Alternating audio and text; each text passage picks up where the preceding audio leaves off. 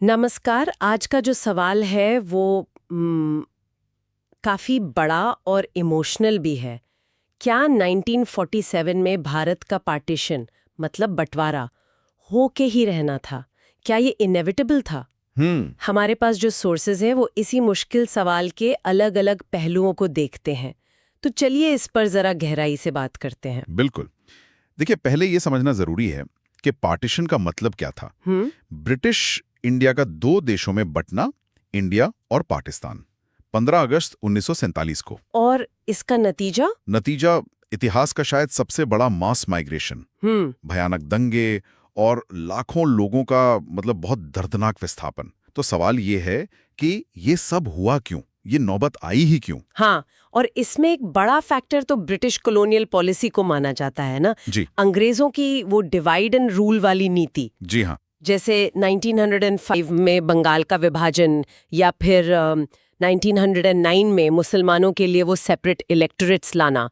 क्या लगता है, क्या यहीं से बंटवारे के बीज पड़ गए थे? देखिए, ये नीतियां कम्युनल डिवाइड, मतलब जो हिंदू मुस्लिम मतभेद थे, उनको बढ़ाने में मददगार तो जरूर हुई। अच्छा। और ये मतभेद 19वीं सदी के आखिर और 20वीं सदी की शुरुआत में तेजी से बढ़ भी रहे थे। अच्छा। रिलीजियस नेशनलिज्म, आप कह सकते हैं, वो हावी होने लगा था। एक तरफ हिंदू महासभा हिंदू राष्ट्र की बात करने लगी, और दूसरी तरफ 1906 में बनी मुस्लिम लीग। हाँ, मुस्लिम लीग। वो पहले मुस्लिम अधिकारों की बात करती थी और बाद में धीरे धीरे एक अलग देश की मांग करने लगी। मतलब जब पहचान धर्म पर आधारित हो गई तो फिर समझौता करना मुश्किल होता गया। और इसमें नेताओं का रोल वो भी तो बहुत अहम था। मोहम्मद अली जिन्ना, बिल्कुल, जो पहले कांग्रेस में थे, हिंदू मुस्लिम एकता की बात करते थे, बाद में मुस्लिम लीग के सबसे बड़े नेता बन गए। हाँ, ये एक बड़ा शिफ्ट था। और 1940 के लाहौर रेजोल्यूशन में तो उन्होंने साफ साफ मुसलमानों के लिए इंडिपेंडेंट स्टेट्स की मांग रख दी। उनका मानना था कि मुसलमानों के राजनीतिक, धार्मिक और सांस्कृतिक हक वो एक अलग देश में ही सुरक्षित रह सकते हैं। सही बात है। और दूसरी तरफ थी इंडियन नेशनल कांग्रेस, जिसमें गांधी, नेहरू, पटेल जैसे बड़े नेता थे। वो लोग सेक्युलर नेशनलिज्म पर जोर दे रहे थे। हाँ, वो टू नेशन थियरी के सख्त खिलाफ थे। बिल्कुल। उनका मानना था कि भारत सभी धर्मों का है, साझा है। लेकिन कुछ सोर्सेज ये भी कहते हैं कि शायद कांग्रेस मुस्लिम समुदाय के जो डर थे, जो आशंकाएं थीं, उन्हें ठीक से एड्रेस नहीं कर पाई। अच्छा।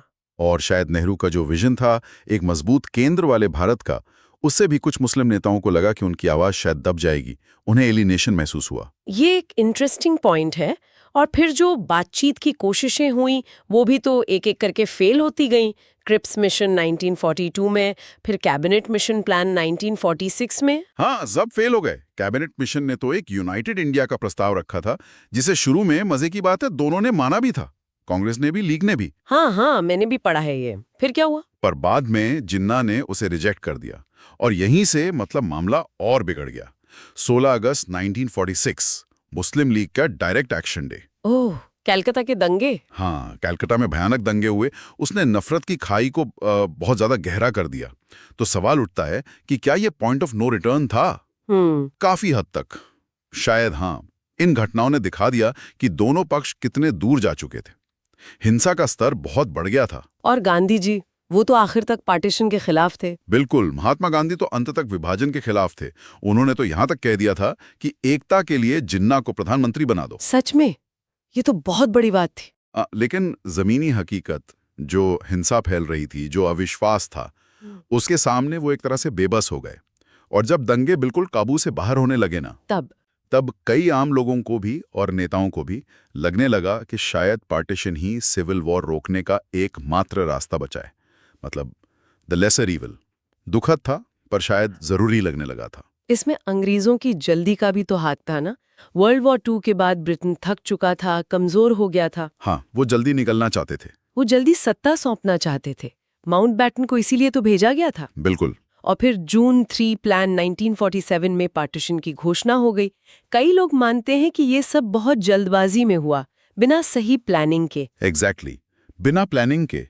इससे हालात और बिगड़े। हाँ। ये एक बड़ा सवाल है कि क्या अगर ज्यादा समय होता, बेहतर प्लानिंग होती, सीमाएं ठीक से तय होती, तो नतीजे कुछ और हो सकते थे। शायद वो मानवीय त्रासदी कुछ कम होती। ये सोचने वाली बात है। तो फिर वापस उसी सवाल पर आते हैं क्या पार्टीशन का चुनमा था? क्या ये होकर ही रहना था? देखिए, कुछ हिस्टोरियंस कहते हैं हाँ, उनके हिसाब से कम्युनल डिविजन्स इतने गहरे हो चुके थे। ब्रिटिश नीतियों और असफल बातचीत ने अलगाव को एक तरह से इंस्टीट्यूशनलाइज कर दिया था। पॉलिटिकल फोर्सेस और पब्लिक ओपिनियन का एक बड़ा हिस्सा एकता के पक्ष में नहीं था। और दूसरे कहते हैं नहीं? हाँ, दूसरे कहते हैं कि नहीं, इसे टाला जा सकता था। शायद कैबिनेट मिशन जैसा कोई फेडरल स्ट्रक्चर काम कर जाता। अगर बेहतर लीडरशिप होती। हाँ, अगर बेहतर लीडरशिप होती, ज्यादा ट्रस्ट होता, थोड़ा पेशेंस होता, तो शायद एकता संभव थी। उनके मुताबिक ये गलतियों, ईगोज और जल्दबाजी का नतीजा था, किस्मत का नहीं। तो इसका मतलब क्या निकाले हम? What does this all mean? मतलब शायद यही है कि पार्टीशन कोई किस्मत नहीं थी, पहले से तय नहीं था। ये एक राजनीतिक फैसला था या फैसलों की एक श्रृंखला थी जो उस वक्त के डर, पिछली नाकामियों, नेताओं की अपनी सोच और उस समय के जो वैश्विक हालात थे, उन सब का नतीजा था। तो टाला जा सकता था? हाँ, शायद टाला जा सकता था, पर उसके लिए असाधारण समझदारी, धैर्य और एकता की जरूरत थी, जो दुर्भाग्य से उस ऐतिहासिक पल में उस मोड़ पर मौजूद नहीं थी। तो अंत में ये सोचने वाली बात रह जाती है, अगर पार्टीशन किस्मत का लिखा नहीं था बल्कि इंसानी फैसलों का नतीजा था, तो आज हम इतिहास के उस मुश्किल, उस दर्दनाक दौर से क्या सीख सकते हैं? What stands out? बिल्कुल। इस पर जरूर सोचिएगा। आज के लिए इतना ही।